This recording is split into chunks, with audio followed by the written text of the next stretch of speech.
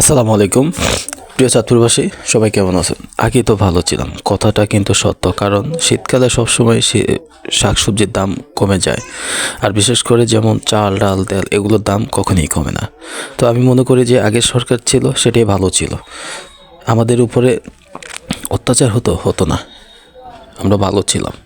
কিন্তু এখন যে অবস্থা পরিস্থিতি চলতেছে, সো সব কিছুর দাম অনেকই প্রচুর বাড়তেছে, কিন্তু কমে না।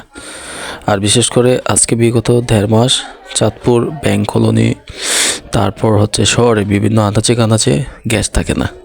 সকালও নাই, দিনও নাই, দুপুরও নাই, রাতেও নাই। তো এরকম অত্যাচার সহ্য করার মতো আর পারছি না বলে তাই আমি একটা ভিডিও আপলোড দিতেছি।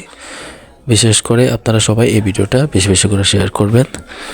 কারণ এই কথাটা বলার কারণ হচ্ছে যে আপনারা দেখেন চালের দাম কি কমছে, ডালের দাম কমছে, তেলের দাম কমছে, বিভিন্ন যেমন মুদিমাল কখনই কমে না।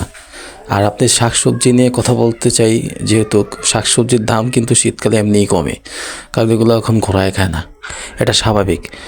আপনারা এখন দেখেন এই সামনে কয়েকদিন পরে রোজা আসতেছে, এই রোজার ভিতরে আপনি দেখুন যে আপনি কালাবাগুন, বুট, এই যে ফুলকপি, বাঁধাকপি, যাই কিছু হোক, শাক টাক, তারপর আলু, সিম ইত্যাদি, এসব কিছু কিন্তু আপনি রোজার ভিতরে এই দামে জীবনও পাবেন না। অন্তত ম্যাক্সিমাম 4 ডাবল হলো বেশি দিয়ে কিনতে হবে।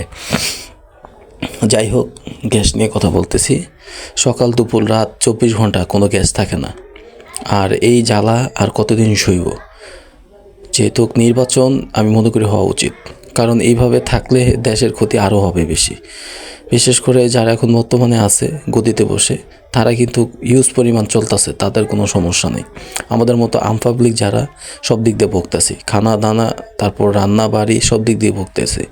আপনারা দেখুন যে চাল, কি বলবো, দ্রব্যমূল্য, আমরা আসলে বিশেষ করে হচ্ছে আমরা ভালো না, আমরা খারাপ, আমরা জনগণ খারাপ। কেউ যদি ভালো করে তাকে আমরা সাপোর্ট দিই না, তাকে আমরা লাথি দেওয়া কীভাবে ফালামু এই চিন্তাভাবনা করে থাকি। ঠিক আছে? তো আমার কথাগুলো যদি শুনতে খারাপ শোনা যায়, যদি ভালো না লাগে, সমস্যা নেই, ইগনোর করে এড়িয়ে চলে যাবেন। আর যদি ভালো লাগে তাহলে অবশ্যই একটা শেয়ার করবেন, লাইক দিবেন। আপনার লাইক শেয়ারে আরও অনেকে এটা দেখবে, ওনারা এটা দেখবে যে কীরকম লাগে, কি আসল বিষয় কথাগুলো। তো এই ব্যাপারটা হচ্ছে বলার কারণ যে আমরা আগে আসলেই সত্যি ভালো ছিলাম। আমার কথা তো কোনো দলের কথা না, আওয়ামী লীগ, বিএনপি, কোনো কে আসলো না আসলে দেখার বিষয় না। আমি কাজ করবো, ভাত খাবো, আমার বাসার কোনো নেতা এসে চাইলের বস্তায় না দিয়েও যাবো না।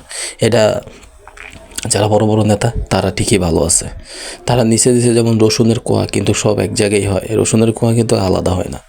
তো যাই হোক, আমি কথাগুলো বলতেছি, যদি আমার কথাগুলো শুনতে খারাপ শোনা যায় তাও জানাবেন, কমেন্ট করে জানাবেন, কোনো সমস্যা নাই।